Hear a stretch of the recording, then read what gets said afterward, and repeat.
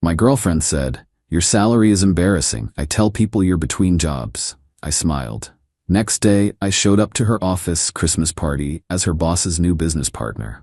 She spent the whole night hiding in the bathroom. I, 32 male, been with Victoria, 29, for about 18 months. Everything seemed fine until about 3 months ago when she got promoted to senior marketing manager at her company. Suddenly, my job wasn't good enough anymore. See, I work in IT. Not at some fancy tech startup, just a regular systems analyst at a mid-sized logistics company. Make about $75K, which I thought was decent. Apparently, Victoria disagreed.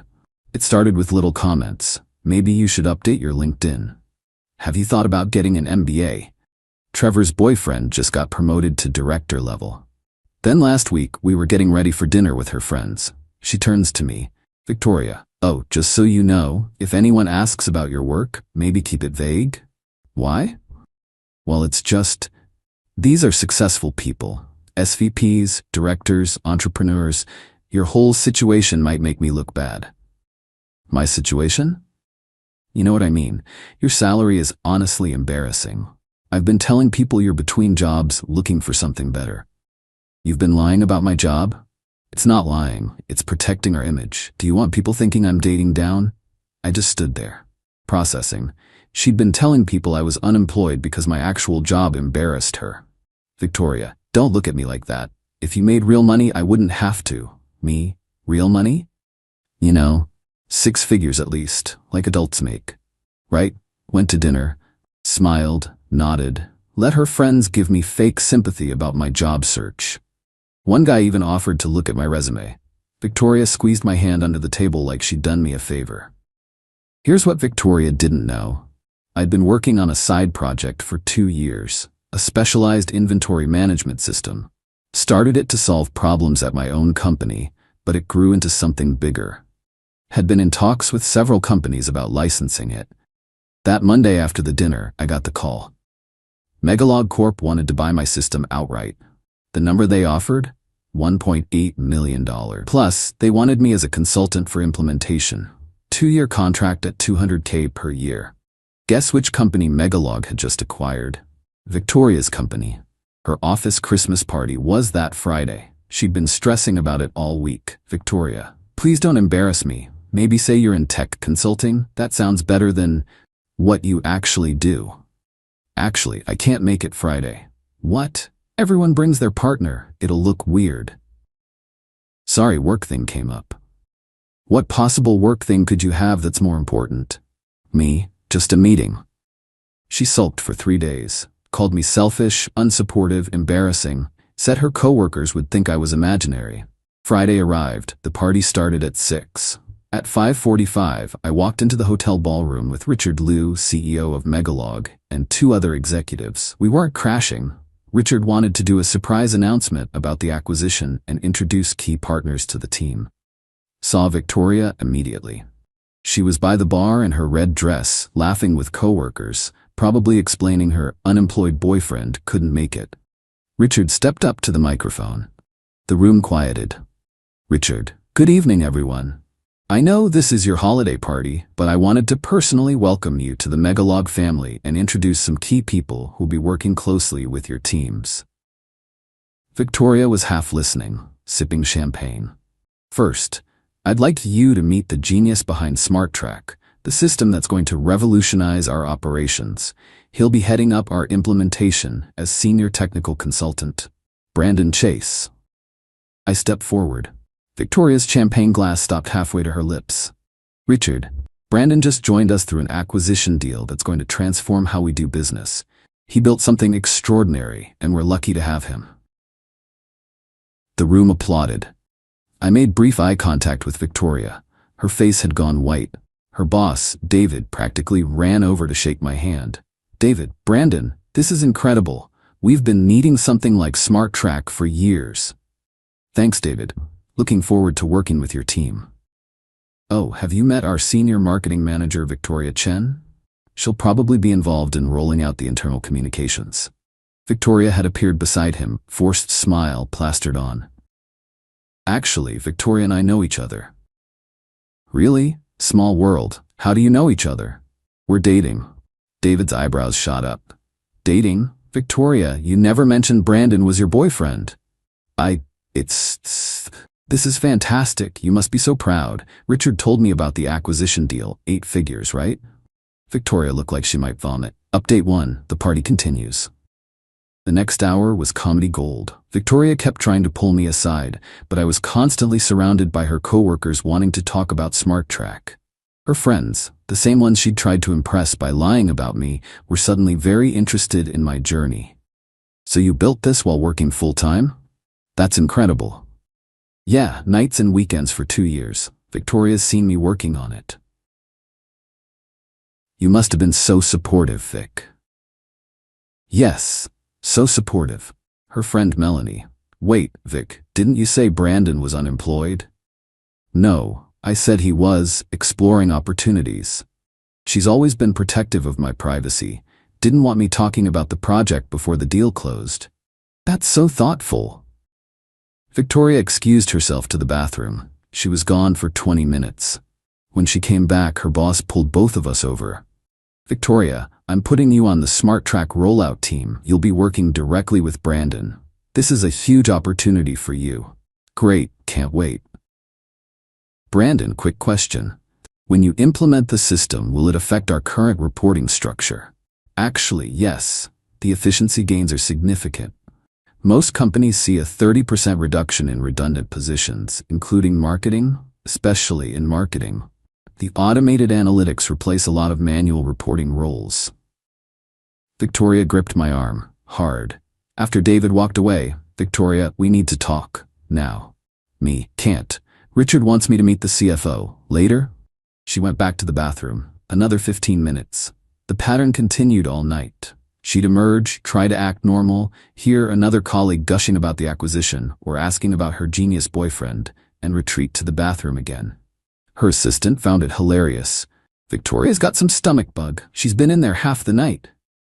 Around 9 p.m., I finally let her corner me by the coat check. What the hell are you doing?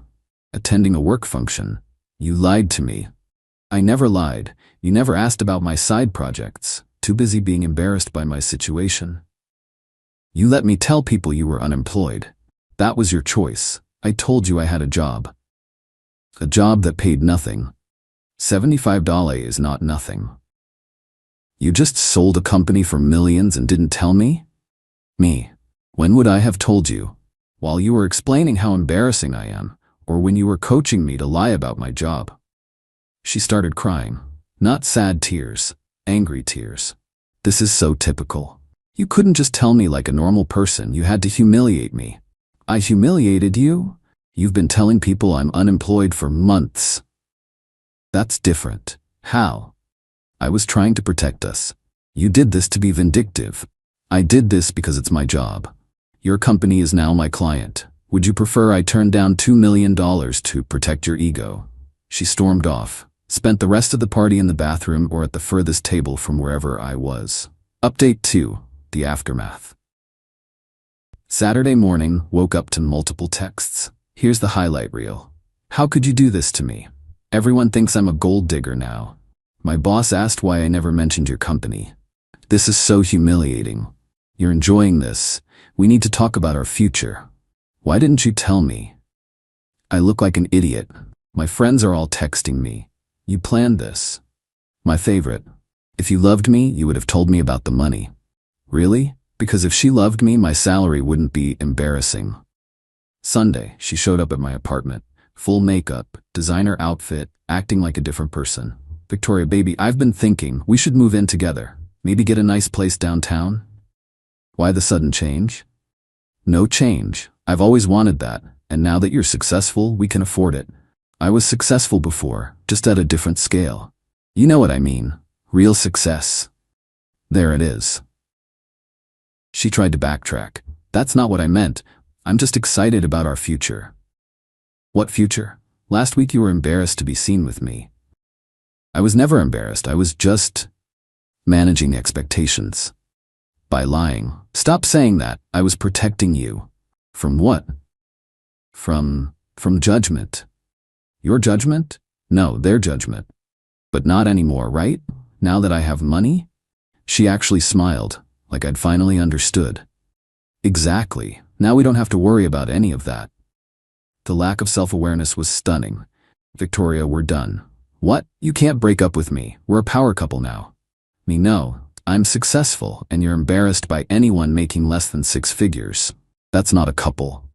That's not true. I love you. You love my acquisition deal. How can you say that? Because you spent months lying about me when I made $75, but suddenly want to move in when I have money. This is so unfair. I supported you. You literally told people I was unemployed, for your own good.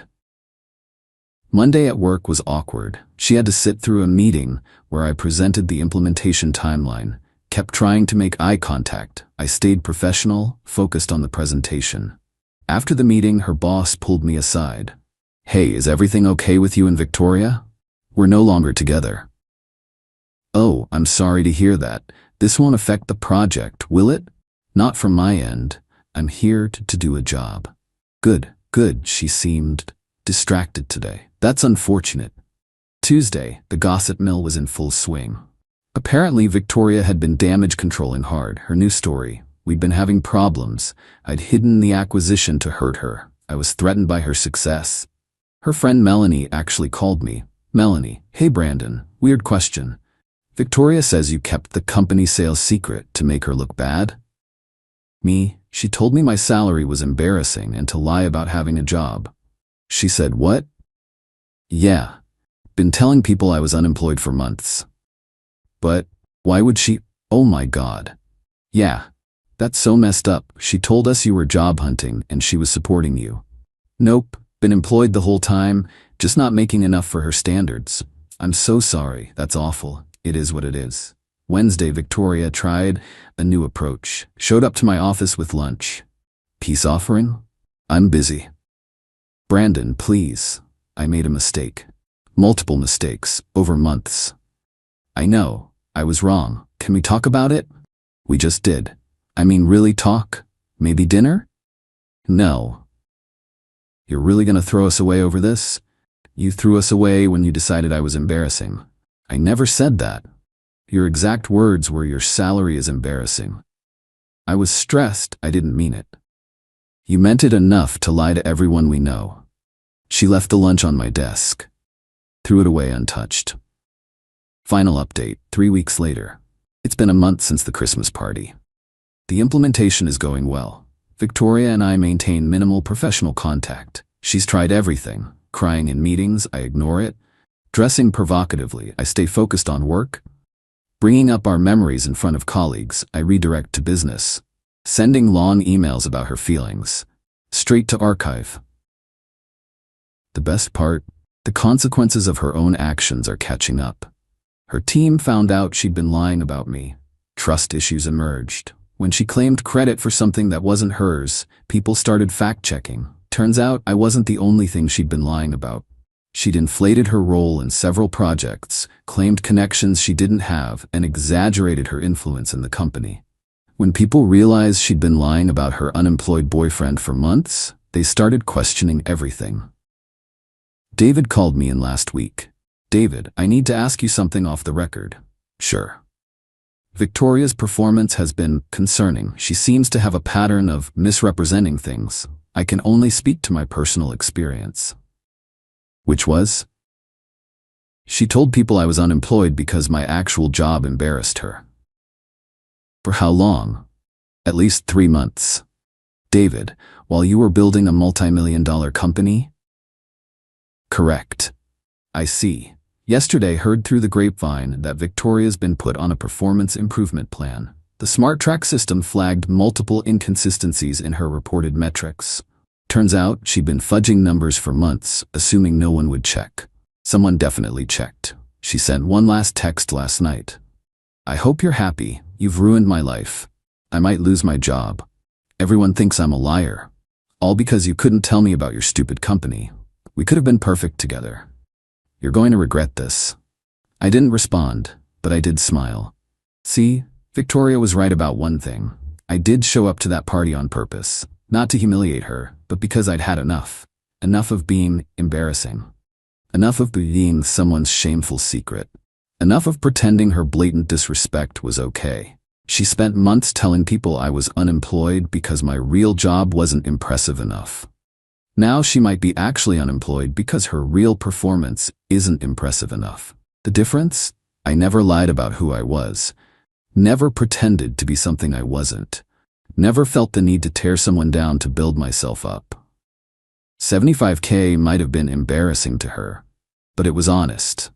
My IT job might not have impressed her friends, but it taught me the skills to build something worth millions. And her? She's still hiding in bathrooms, still making excuses, still blaming everyone else for the consequences of her own choices. Last I heard, she's telling people I blindsided her with success, that I should have included her in my business, that I owe her for the support she gave me. The same support that had her telling people I was unemployed? The same inclusion that had her coaching me to lie about my job? The same partnership where my salary was too embarrassing to acknowledge? Nah, I'm good. My embarrassing $75 job is now a $200K consulting position. My side project is worth $1.8 million. And my girlfriend who was embarrassed by me, she's someone else's problem now. Or more accurately, she's her own problem. And that's exactly how it should be.